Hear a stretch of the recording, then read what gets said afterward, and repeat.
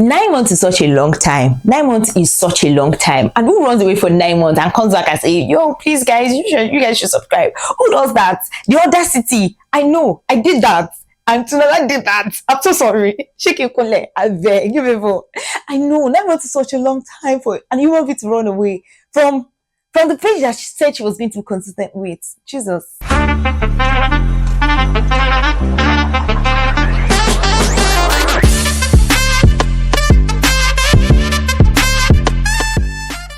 Hello, this is the face of the girl ran away for 9 months. Are you not vexed? And I know you guys are seeing me again, and I kind of like have like a different kind of like look. Like my look has changed. I know those are the things that could happen in 9 months. You know, I could have been married in 9 months, but actually, I'm still very single. I'm not married in 9 months. People could give birth in 9 months. You understand? But oh, thank you, Jesus. Hi guys, how you doing? How have you guys been? I've been okay. Nothing bad happened for me to run away, but I remember that in one of the videos I talked about the fact that I was going through a transition, and yes, I was going through a transition. I transitioned successfully. A whole lot of things had to change, and I became, let me say, pretty busy. Right, there were a lot of things that I had to start doing.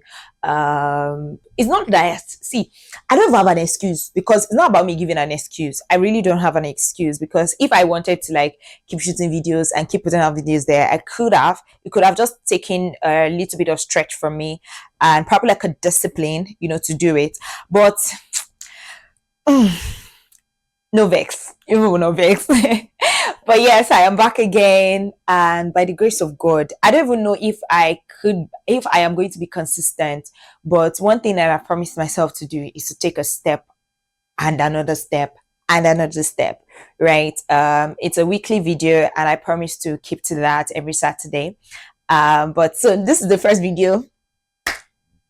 Thank you guys for watching. If you are still here, thank you for watching. A whole lot of things has changed. I had my big chop. Yes, I had my big chop. And I know I look very small now because people have disrespected me a lot. They'll just see me and they'll just size me up and think I'm probably like a secondary school girl and all of them. Like, sometimes to just smile when people just address me in one funny way.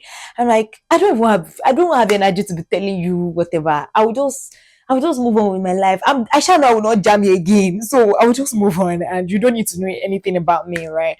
But yes, I had my big chop. I didn't have an outbreak for me to have an haircut. I just wanted to. I remember when I went to church with my look-cut, a lot of people were like, Tinola, what happened? Why? Why did you? And the only thing I would always tell people is that I wanted to. And honestly, I wanted to. I'm going to talk about how I got to the point of having my big chop in this video. There's so many other things that happened in the 9 months. I transitioned to running my own photography business. Right? Yes, that's another gist. But yes, I transitioned into that, and I'm actually in my studio. I'm moving space very soon and looking for a house. That's another gist. But anyways, today is about my big chop, and I'm going to insert videos of, the day I went for my big chop. And honestly, I had like a 3 month window for me to think and rethink and, change my mind and not change my mind about having my big chop. So it wasn't something that happened suddenly, because a lot of people actually think that, oh, it's just something I'm going to get tired of and I'm going to change my mind and I'm going to, if you know Tinola, if you know me very well, before I make a decision or commit to something, it is something that I'm very certain that I'm going to be doing for a long time or for a while, that I'm sure about. So it's not something that, flows with my emotions or something. Emotions in, emotions out. I still stick with my decision. So before I make that decision, it takes a whole lot of process, right? And so I had like a 3 month window. So the conversation started with Doinsola of Smile Abel.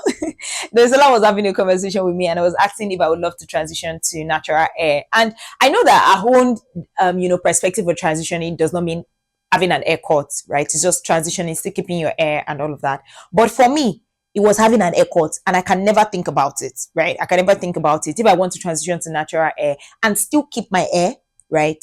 I wasn't interested in having an haircut. So I was like, no, I wasn't interested, right? And after about a month, I went back to her and I said I wanted to have my hair cut.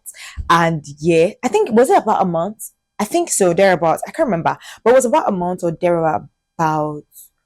Yes, thereabout. I told her that I was going to have an haircut. But I think that I had already gone to retouch my hair before I told her that I was going to have my haircut, because I told her I was going to have an haircut when I was very sure that I was going to have an haircut. So in between like a month, I went back to, after thinking, do I want to have an haircut or not? I went back to retouch my hair because my hair was due. Because I said, no, I'm not going to have an haircut. And I went back to retouch it. And after I retouched it, when your spirit just says, why did you go and retouch it? And that was where I was certain that I was going to have my haircut. Right. So I knew I knew I was going to have my haircut, and I was certain about the decision. And I just had to wait for like an extra 2 months for the undergrowth to, come up, and then I could actually go and chop it off. And so I went to go and chop it off after 3 months from the first time I had a conversation with Doinsola. I went to go and chop off my hair. And also, by the time I was sure that I was going to cut my hair, I just gave it a meaning by tying it to the transition I was going into.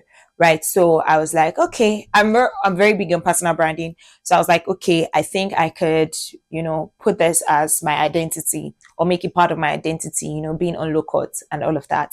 Right. So I just tied it to transitioning. So yeah, it's going to have a purpose. I've not even gotten to the style I want yet. I'm still thinking about how to, bring out the curls, because I want to coil it, but I don't even know what to do yet. But anyways, I'm still cutting it. And yes, actually everybody in my house is on low cut now, including my sister. My sister too went for an haircut afterwards. I don't know if people think I flexed that. And I'm like, no, I never flexed out. I don't know that. But also thinking about Nigeria now. Please maintain an haircut. Oh God, it's like the best option in Nigeria. And honestly, if I wanted to, probably like I could wear a wig if I wanted to, or if I want to. I don't wear a wig consistently or often. I only wear a wig probably if I'm going out for an outing or something like that. But I don't wear a wig often. But yes, I could always wear a wig. You get it. So that's the story of my haircut and how I got to know my haircut.